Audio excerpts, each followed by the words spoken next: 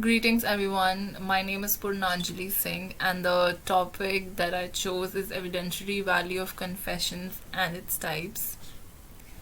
So a confession can be defined as an admission by an accused from which an inference can be drawn that he has committed that crime.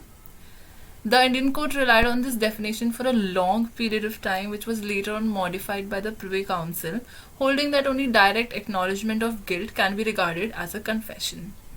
Though it is presumed that a person will not make a false statement which can be used against him as evidence, yet confession is considered as a weak type of evidence. Its evidential value is very less since there are chances that it can be untrue and due to the state of mind of accused or may be influenced by force or under threat, etc. Hence, they must be considered in collaboration with other evidence on the record. A court must, as a matter of prudence, resist from convicting a person solely on the basis of a confession. So, basically, a confession can be recorded by a magistrate. A confession recorded by any person other than the magistrate is not admissible. However, before recording confession, the magistrate needs to comply with certain requirements. So, the first requirement is any metropolitan magistrate or judicial magistrate, irrespective of his jurisdiction, in the case can record any statement or confession made to him either at the time of investigation or at any time afterwards before the trial initiates. Secondly, it is the duty of the magistrate to inform the person making a confession that he is not under any obligation to make the confession, and if he does so, then any statement made by him can be used as evidence against him in a court of law.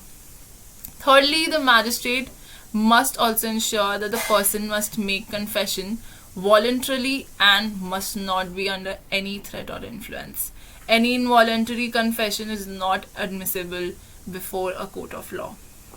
Fourthly, if a person making a confession at any time before a confession is recorded shows his unwillingness to make a confession, then he cannot be compelled to do so, neither he can be arrested in police custody.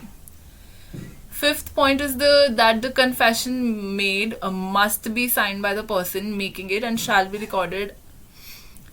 Sixth point being the magistrate who recorded the confession or statement must forward the same to the magistrate who is authorized by whom the case is to be inquired into or tried. So there are two types of confessions, namely inculpatory and exculpatory confessions. The confessions where accused directly admits his guilt is referred as an inculpatory confession, and exculpatory confession, on the other hand, is that confession which absolves the accused from his liability, whereas exculpatory confession needs some corroboration for being admissible. Also, a confession can be made in any form when the accused admits his guilt directly before a court of law or to the magistrate in court. Then it is known as judicial confession. But when it is made to any person outside the court, then it is called an extrajudicial confession.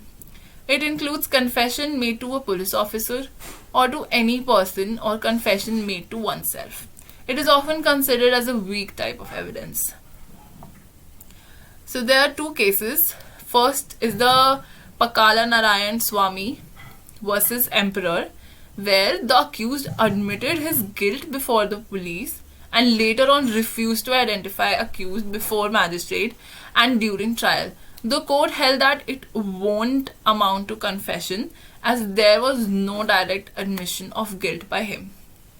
Secondly, in case of Sahu versus State of Uttar Pradesh, due to continuous quarrels between the accused and his daughter-in-law, the accused killed her and made the statement that with her ends the daily quarrels.